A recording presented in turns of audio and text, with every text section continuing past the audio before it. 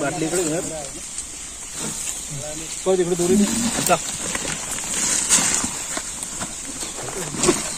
त्यांच्या मोबाईल तू पडणार तू सगळी जमत काय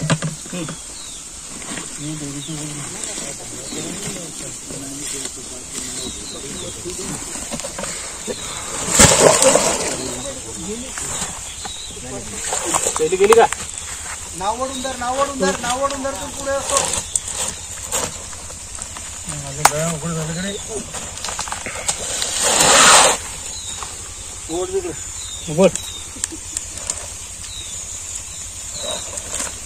अशा भानगडी चालू येऊ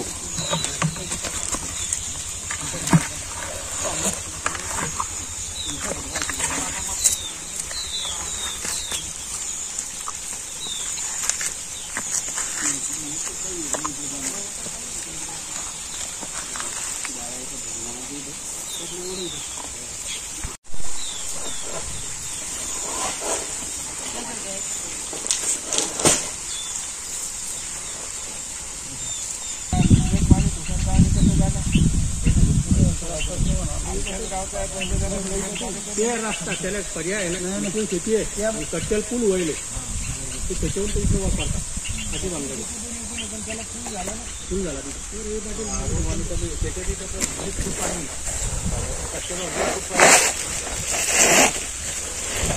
त्याला पर्याय आम्हाला यायला फक्त पर्याय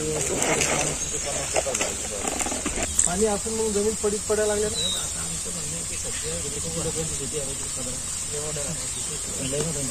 बैल न्यायचे कुठून खत न्यायचं 50 जण आपण ते याच्यात मदत करू म्हणजे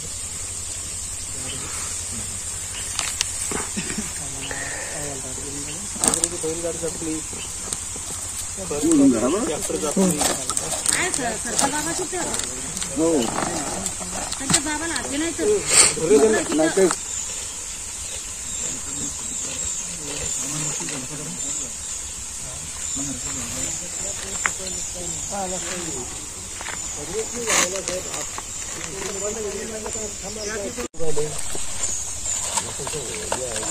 पायका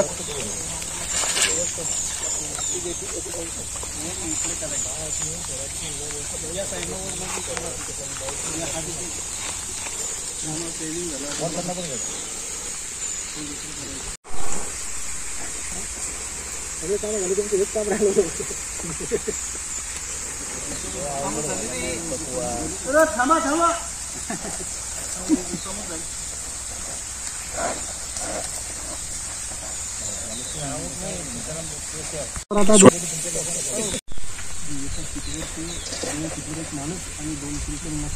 कोंबडा तो साप एक एकदा ते खाली काय भेटा एवढे आहे ना परत महाराज पाठीमाग उभे म्हणून शेती सोडून दिली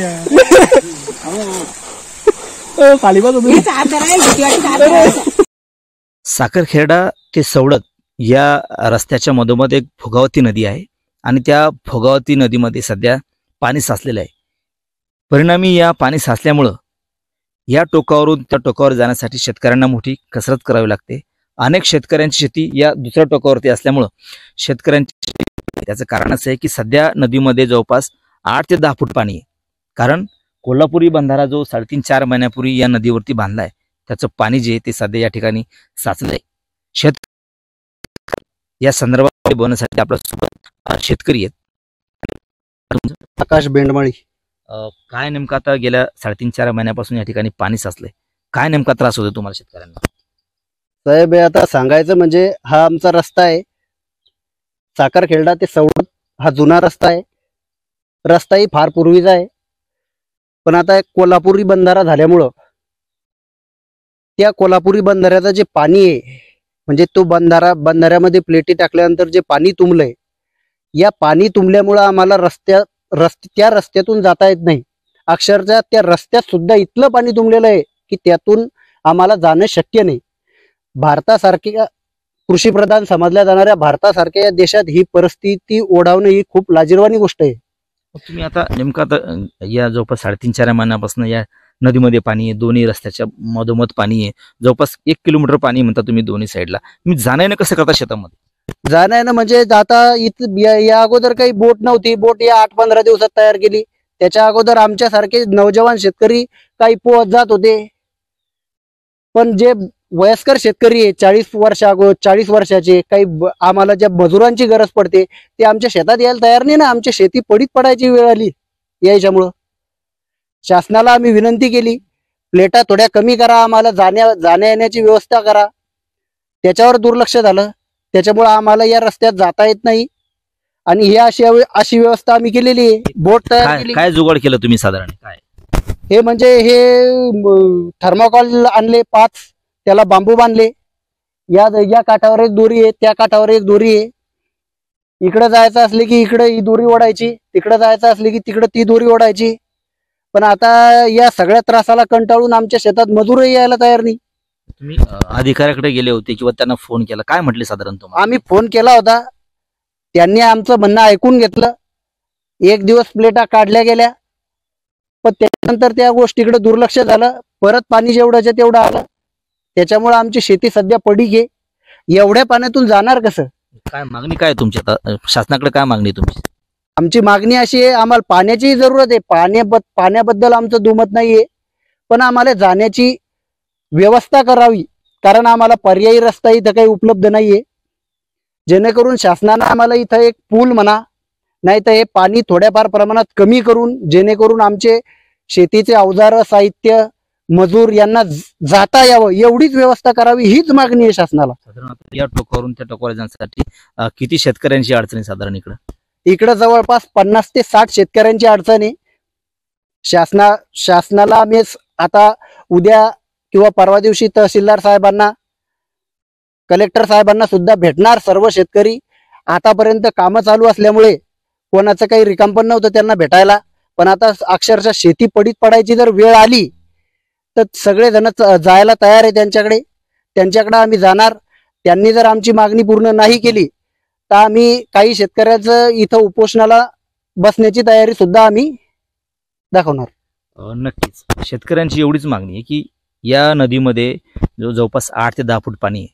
या टोकावरून त्या टोकावर जाण्यासाठी तात्पुरती व्यवस्था म्हणजे जो कोल्हापुरी बंधाऱ्याच्या ज्या प्लेट आहेत त्या प्लेट उघडून यातलं पाण्याची पातळी कमी करावी, जेणेकरून शेतकऱ्यांना या टोकावरून त्या टोकावर जाता येईल आणि साहित्य तिकडे नेल्यानंतर त्यांची जी पेरणी आहे, जी शेती पडीत आहे, पडीत न राहता त्या शेतामध्ये पेरणी करता येईल, जेणेकरून त्यांचं नुकसानही होणार आहे. त्यांना पाण्याची सुद्धा गरज आहे, मात्र शेती पडीत राहू नये म्हणून पाण्याची पातळी थोडी कमी करावी अशी मागणी या परिसरातल्या आणि जे सध्या पीडित शेतकरी आहेत त्यांची मागणी आहे.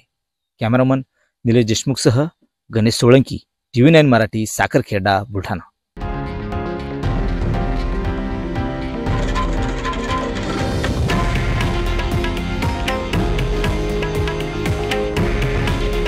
हे आहे देशातील नंबर 1 न्यूज नेटवर्क आणि आपण पाहत आहात TV9 मराठी.